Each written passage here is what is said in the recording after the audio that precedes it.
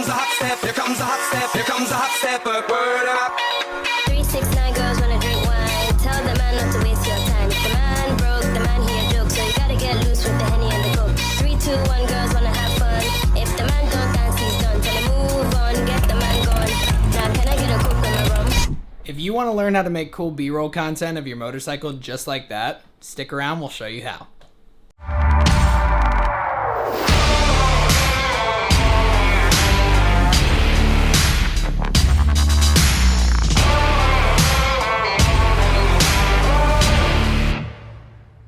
Alright guys, welcome to the channel if you're new here. If not, welcome back. We're going to take you step by step through this process on how to create one of these cool B-roll videos. They're super popular on social media and in the car community as well as in the bike community, so I figured I'd show you guys how to make one. Now, first things first, I'm shooting on a gimbal as well as using a wide angle lens with my camera. I think this is going to be best for getting nice steady shots as well as getting up close and personal with all the detail shots you want to get. While you're getting these shots, you want to move really slow, look for unique angles, keep everything steady. That's the big thing. But the other big thing, again, I'm really going to hammer it home. You really want to nail the detail shots, especially if you're shooting for a client. That's going to be something that you're really going to want to make sure that you take care of for sure. The other thing that I look for while I'm doing these kind of edits, these kind of shoots, I always try to shoot with the edit in mind, and I'm looking for ways that I can hide my cuts. So in order to do that, you can use the ground, the sky, or like I use my fairing here, and this will help you create seamless transitions once you're ready to get in the edit room.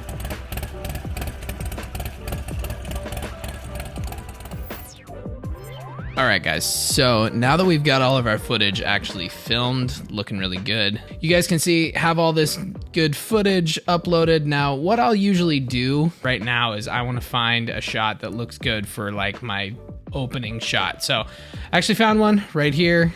This is what I'm going to start out with, is going to be not this full shot, but right about here where we come out and we see the bike. Now from there, what I'll usually do is then I'll actually bring the music down. It's a popular trending sound on Instagram right now, so just kind of grabbed one that, you know, was gonna be kind of something that I'm sure you guys have heard. To not be distracting, I'm gonna go here and just disable this clip for now, so it's just blank screen. And then the first thing I'm gonna do is I'm gonna trim the song to where I actually want it to be trimmed to. So the way that the song actually works in the trending audio is it starts out with those three, here comes the hot stepper. So we go here, we look for about where that starts, and I think it's about here, so we're gonna play from here. So it's pretty close.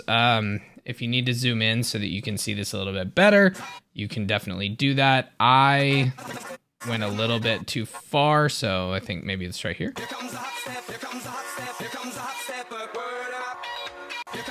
So that was a perfect guess. So I'm gonna go ahead and scrub my playhead right here, and then I'm just gonna go ahead and trim down the song until it starts in the right place. Now, I'm gonna go ahead and cut mine pretty short, because if you're making content for Instagram, I would say shorter videos are probably gonna be your friend. So I'm gonna just go ahead and listen to the song real quick, and we'll see where it comes in about like 15 or so seconds. That's a full 20 seconds. I think I could also probably do a little bit shorter. I'm gonna skip ahead a little bit so you guys don't have to be, you know, kind of bored with me just scrubbing through and finding all of the footage that we're actually gonna use for this project. Well, you'll see the timeline when it's actually, you know, kind of looking a little bit more clean. Okay guys, so now as you can see, we've got the timeline cleaned up a little bit more. Our song stayed the same length, but as you can see, we have what looks to be a lot more footage than what we're actually gonna need. We got about a minute worth of footage that we are going to be cutting down to like this 20-second mark. We might even go shorter for the final edit, we'll see. But for my editing workflow, what I'll do is I actually go ahead and I just disable these video clips just so I don't get distracted by, you know, looks or anything like that. Because all I'm gonna do here on the actual audio track is I'm gonna go ahead and select that, and then as I do, what I'm going to do is I'm going to make basically just marks where I want those edits to happen. Now, I'm not gonna drag you guys through this whole process, but all you would do is you would essentially just hit the M key to make a mark wherever you want your cuts to take place. Now, I think that it's best to do this as it fits with the song. You can do this, to your own preference, to your own style, but I'm gonna go ahead and I'm gonna do that. See, now we've made all of our little marks here along the audio track for where we want our transitions to actually happen. Now, this isn't like a hard and fast, you have to stick exactly to these spots, but it's nice to have them as, a reference point. So, what we're going to do now is we're going to start talking about speed ramp transitions. Now, what this is going to do is it's going to take all this footage that we have here and it's going to shrink it down so that it actually fits into the size of our audio track. Now, you can do this in a number of different ways, but see how you can kind of tell that there's a hard cut right now because that second clip, I'm not quite moving the camera as fast as I was in the first one. You want to make sure that those are going to be around the same speed. So let's say I wanted to take this clip and I'm going to want to speed ramp it a little bit up to go a little bit faster, and then I can match it for the second clip. So how do we actually do a speed ramp? Well, first thing we're going to do is we're going to select this clip here and we're going to hit Shift B. Now what that's going to do is that actually blades the timing of this clip. It doesn't actually cut your clip. But what you're gonna do now is you're gonna take this little tab right here and we're just gonna drag that until we're happy with where we think the speed is gonna be. Now, as you can see here, this second part of the bar is where you can actually change how quickly your footage starts to speed up. So if I drag it and you see more of that, it's going to actually more gradually sort of get faster and faster until it does its full speed ramp. Or conversely, if I want to, I can actually shorten it and then it'll go from like this speed and then all of a sudden just kind of whip into where I want it. So that looks pretty good to me as far as that transition is concerned. But now obviously the difference in speed is very big between these two clips. So now what I'm gonna do is I'm gonna go over here and I'm gonna see, okay, that's about where I want it to start really coming into focus. So I'm gonna go ahead and that is where I'm gonna make my second cut here. Well, my not full cut, but my speed ramp cut. And then we're gonna go ahead and drag this up and we're gonna make sure that once we get it dragged into position where we want it, I'm gonna go ahead and shorten that as well. So it just sort of pops right out of its speed ramp. We're gonna see how that matches up speed-wise. So that looks pretty good. That to me looks like as the camera is moving, it stays about the same speed. So once you do that, you wanna kind of look for things like that. You wanna look for similar motions, similar movements, or actual sort of smooth transitions like that where you can hide cuts and things. But I'm gonna go ahead and skip through all of this so you guys don't have to watch me just repeat that process over and over and over again. But once we start to get into a little bit more of the nitty gritty on the editing, I'll come back and we'll let you guys see where we're at. So give me 1 second, I'll be right back. All right, guys, so now as you can see, we have all of our clips trimmed down so they fit our timeline. We have all the transitions in place where they need to go, all of our speed ramping done. Most of these transitions look really good just the way they are, and honestly, if you want to stop here, this is probably a decent enough spot for most people, but we're going to show you just how you can kind of take this to the next level a little bit. So for instance, let's look at this first transition, right? We come off of this really nice establishing shot of the bike, and then if we watch it in full speed, it's not bad, right? It looks pretty good, but when you watch it in slow, you can kind of see that transition coming out of the fairing. It kind of comes out of nowhere.